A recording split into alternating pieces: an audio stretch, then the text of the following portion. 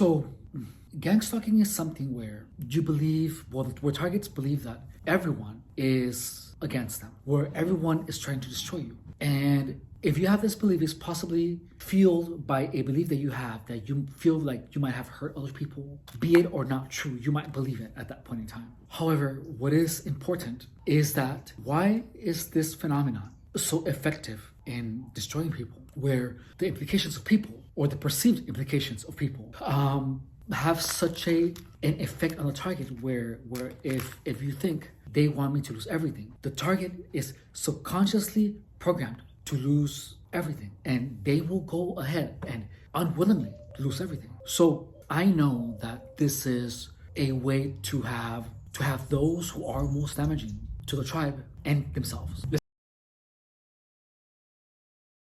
Listen, we are people of, there's cliques, there's like little cliques of people, and everyone knows that everyone has their own clique, right? Like very high school. So this is because we are as a species, just like every single living being, we work in groups, in tribes.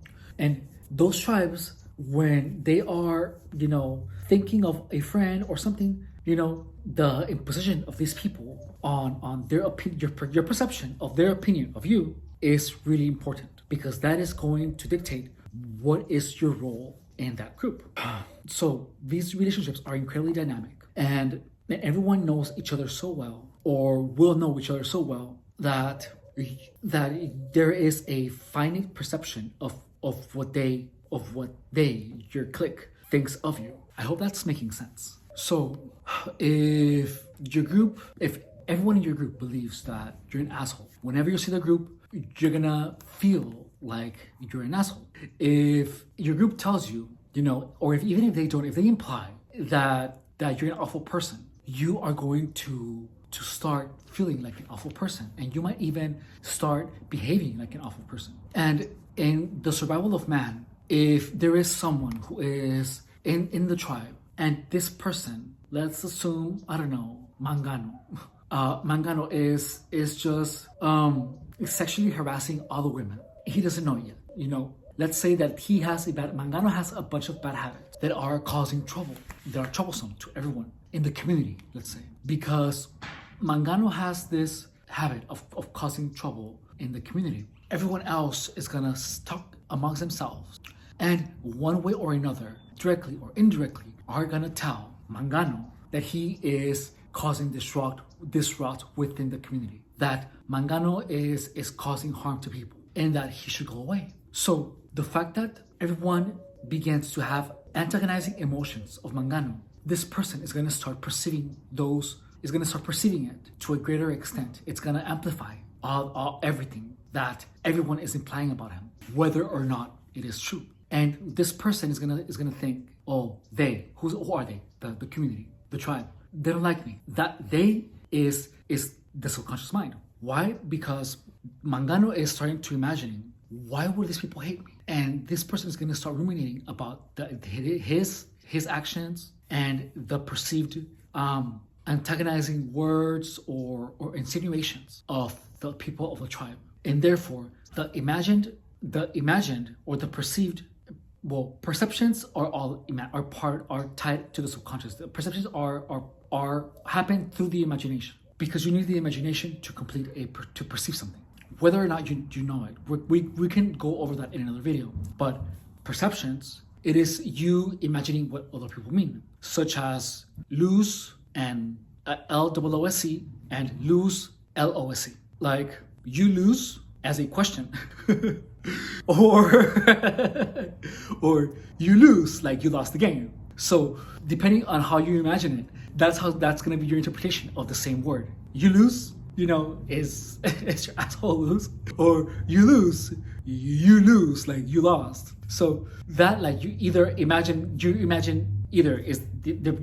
the person asking you, are you lose, or telling you that you lost. So that, in order for you to interpret that, you have to have an imaginary concept of that, and your imagination puts everything you know about the person and ties them together, and then from that perception that you have of the person and of the emotions that the person has actually made you feel, whether it be negative or positive, and the personality of that person, your imagination is going to put all those factors in, and it's going to use all that information in a snap so that you perceive you lose as either you lose or you have a loose asshole. I'm sorry. So this is the easiest way that I can actually explain this to you with vulgarity. And I apologize. I'm typically not a vulgar person. However, vulgarity is something that helps points get across easily.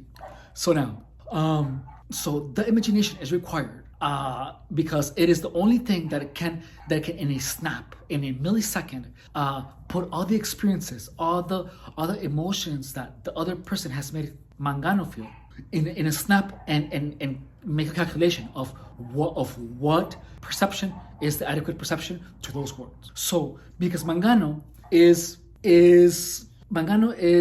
antagonized by everyone. So is there any type of sexual innuendo and you lose?